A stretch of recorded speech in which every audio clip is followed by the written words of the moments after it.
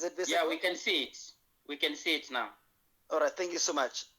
Well, Brother Felix, thank you so much. I really appreciate the opportunity that you have given African educators to come together. This is one way of creating the Africa we want. This is one way of bringing the African brothers and sisters together in one classroom to motivate and inspire one another, and to make sure that once we go out of this session, we are not the same people we were before this session. My name is Masweneng Mokolwane Eric from Mparama Village in Sekhukhune East District, Limpopo Province, South Africa. I just want to share with you a few things before I could go into this. I was driving fast to come and attend this program since I was in Polokwane doing my presentation, and I had to rush. I arrived 5 minutes prior to the session, and I really appreciate it. Now, our theme this session is very much important, that which every single teacher need to embrace on how to create inclusive learning and teaching within our pedagogy delivery. Now, I just want to start off with defining what inclusion is from the academic perspective.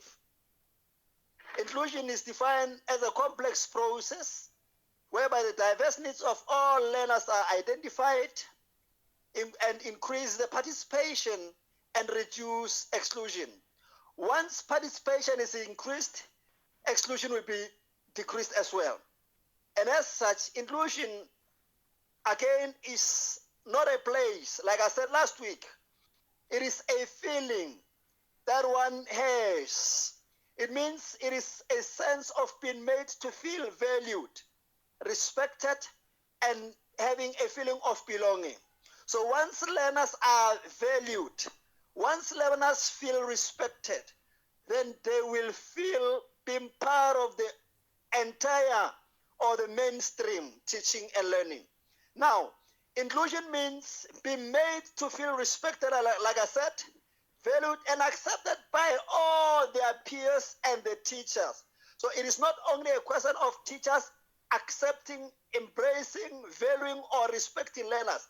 They should also be respected by their own peers. So once everyone feels respected, once everyone feels accepted, then that would be part of making education inclusive in the classroom.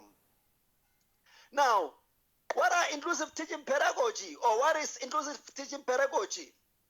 And inclusive teaching pedagogy methods that support learners based on their diverse needs. So we are talking about a teaching strategy, a teaching methodology, or a way of teaching whereby learners are supported. And not only learners alone, learners with disabilities as well. Learners who are facing learning barriers must also feel accommodated. All learners must get the same respect they deserve. All learners must be given the opportunity to participate during learning and teaching process. Now, in this regard, this inclusive teaching pedagogy should welcome diversity wherever, either in the classroom or at school or elsewhere, so that these learners should have a feeling of learning that is more inclusive, that embraces them without discriminating against them. Now, this teaching pedagogy, where content delivery should be considerate to a number of cognitive levels or different cognitive levels that learners need, because we should understand that learners learn in different ways. Learners cannot learn in the same way. So we should find ways that could accommodate even those learners with learning disabilities. Now, assessment and teaching methods should also accommodate diverse needs of all learners.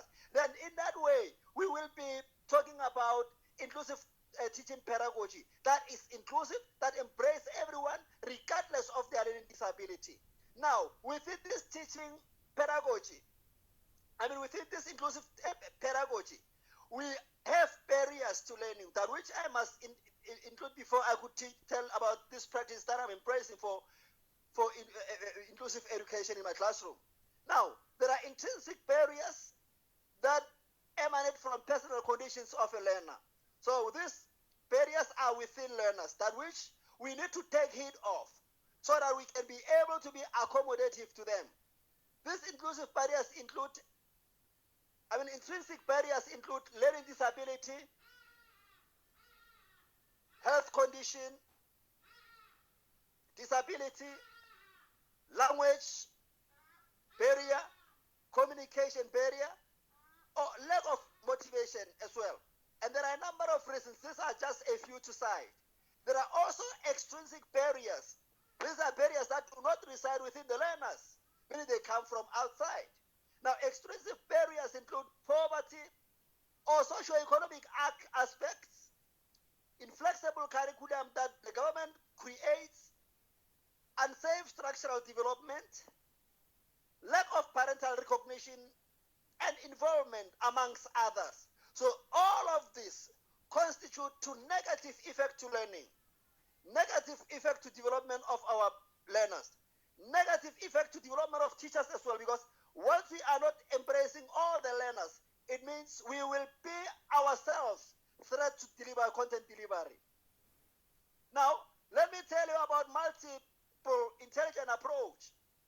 Multiple intelligent approach, remember it says curriculum should be differentiated based on the diverse learning intelligence of our learners. Remember, there are those who learn visually, there are those who learn through auditory, there are those who learn through kinesthetic. There are a lot of things that learners learn in different ways. One method cannot accommodate all the learners. It means we must embrace different methodologies so that we can accommodate our learners and the learning needs of our learners. Now, multiple intelligence approach acknowledges that learners learn differently, where in each one of his or her own way of learning can be accommodated. Now, it also accommodates all types of intelligence.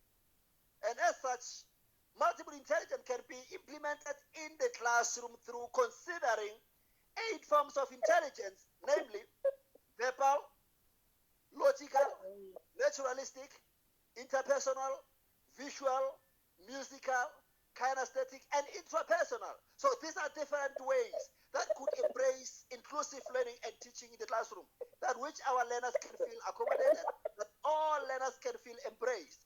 Now, an inclusive learning environment that is supportive in all respect of learning by welcoming diversity. That is multiple intelligence approach. Now, I am now sharing practices that are inclusive that I'm doing every day. I'm looking at this conception of multiple intelligence, wherein in my classroom, I make sure that I embrace my learners to take a teaching role. And this is what we call verbal learning style. So in this regard, I am trying to make sure that those learners who learn by speaking, remember, other learners learn by interacting with others. Instead of listening to a teacher, these learners become active when you give them the opportunity to take the teaching role. And in this regard, learners, remember, they can explain much better than a teacher can do. So we don't have to undermine this learner. We must embrace them. Now, there's also kinesthetic learning style that I'm including, which is one of the teaching practices that I want to share with you, especially when we do the mystery Skypes with classrooms from elsewhere in the world, where learners have to work together on a globe to locate the classroom they are talking to. And that brings about different learning styles, different learning skills such as communication, collaboration, and critical thinking skill, and they work together. Teamwork is also enhanced. Now, I also have social learning style. Remember that. There is this theory by Lev Vygotsky, learning theory of Lev Vygotsky, which says that learners learn better when they interact with their peers and everyone around them, including a mediation from their teacher. So this is social learning style that embrace certain aspects of learning and that could accommodate and embrace other learners who could not understand when a teacher stands up to teach them instead. Now, are those who learn visually. How do I do it to make sure that my learners are included in the classroom or feel included? I am using visual learning style as well and oral learning style. In visual learning style and oral learning style, the difference is with the other one is using video. I am using videos in this regard. And remember, with videos, you can pause,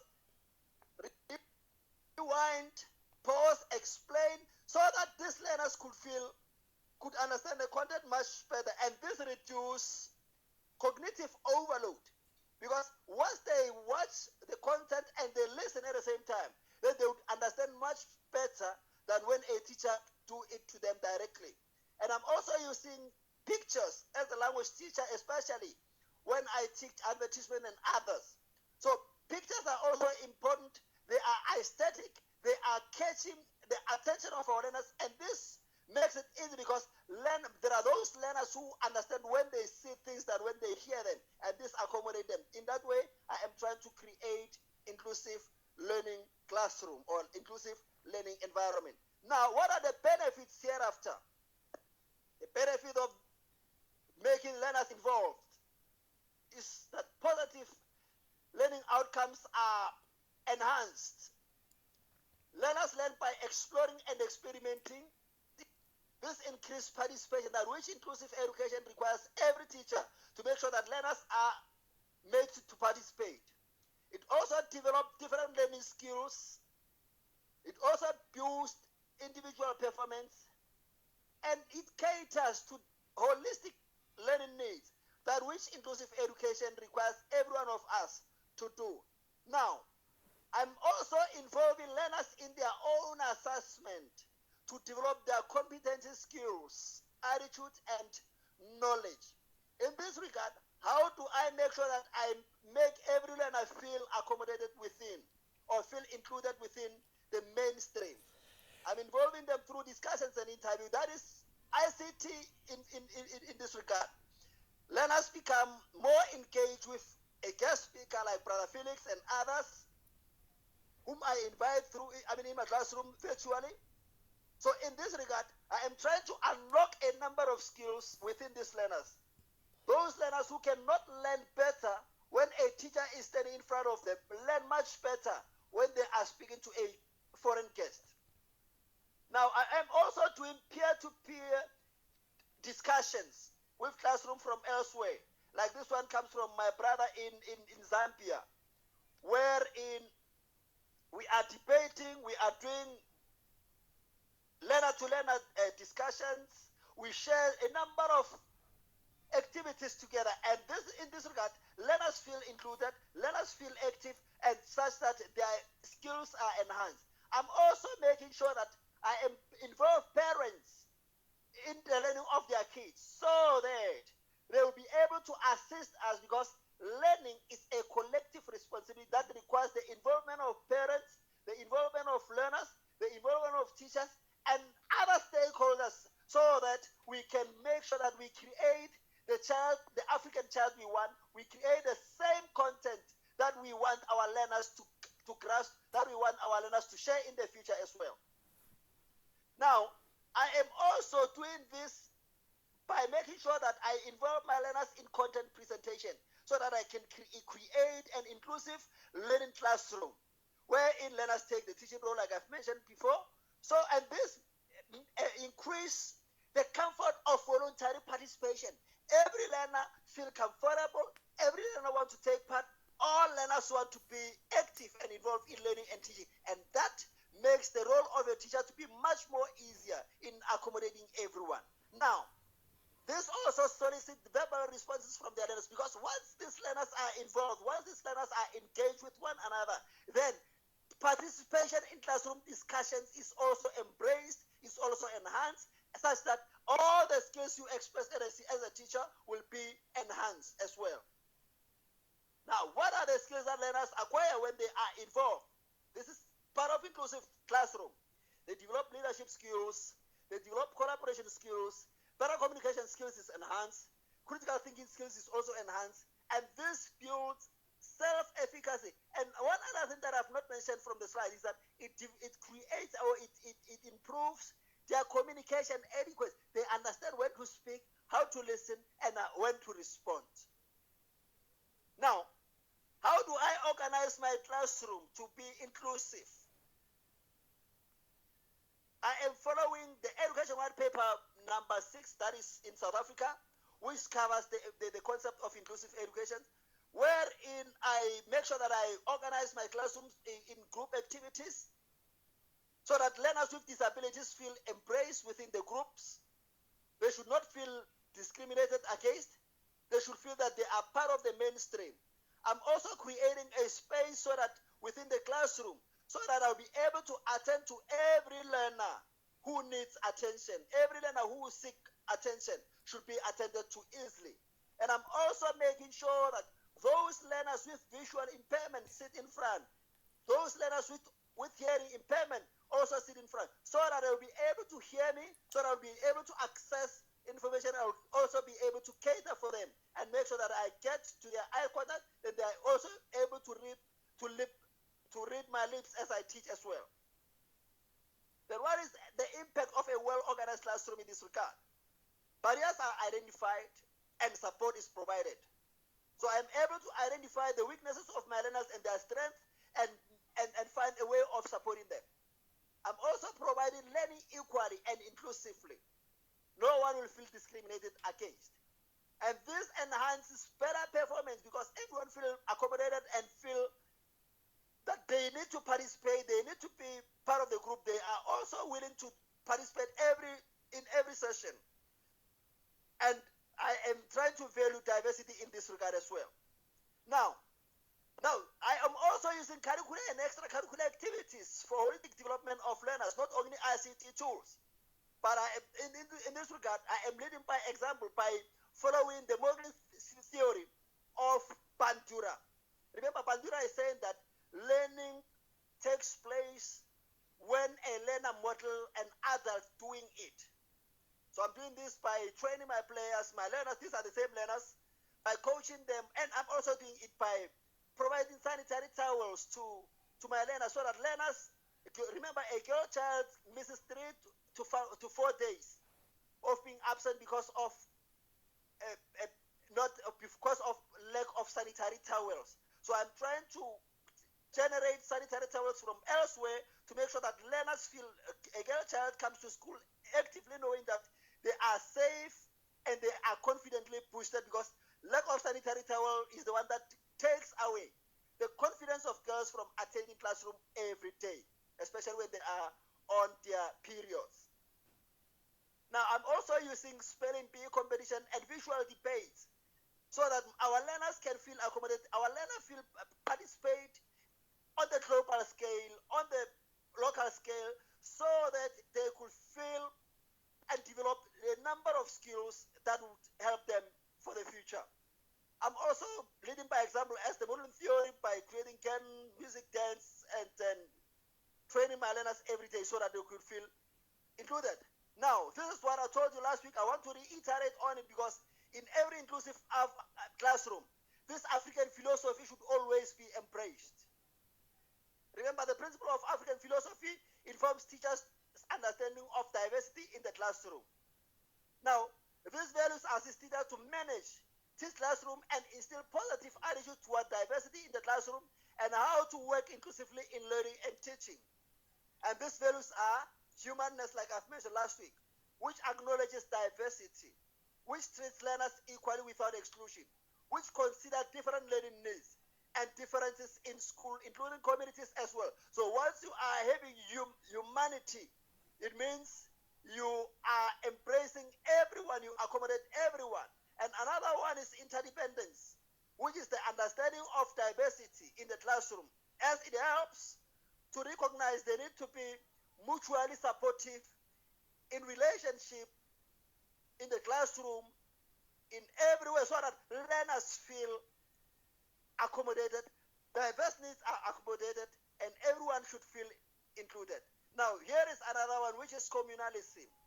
Communalism says education is a collective responsibility. As an African, we know that education is a collective responsibility that requires collaboration like we are doing now, with the relevant stakeholders like we are now.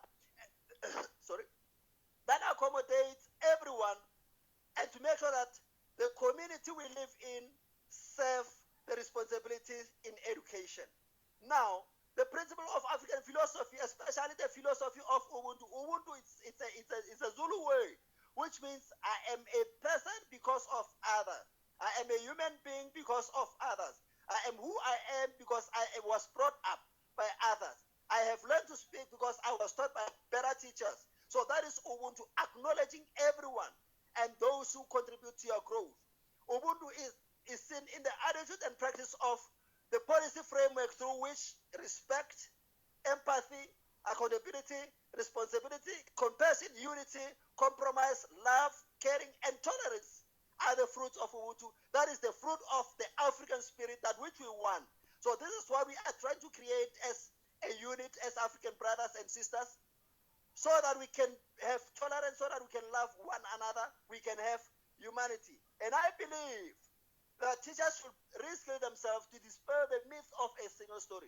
So once teachers are not willing to transition into the methodologies of ICT integration in the classroom, then we can never embrace diversity within, we can never embrace different learning skills. And in this regard, I am saying thank you so much, Brother Felix. Thank you so much for the opportunity. Thank you so much, everyone from all walks of life, to come together, to listen, and to share knowledge and information to every single one of us, so that we can revamp our spirit, so that we can re-energize ourselves, so that we can go back to the classroom and teach our brothers and sisters in the best way that could be possible and accommodate everyone. I thank you so much. May God bless you all. Thank you so much, my brother Mokolwane Eric, joining us all the way from South Africa.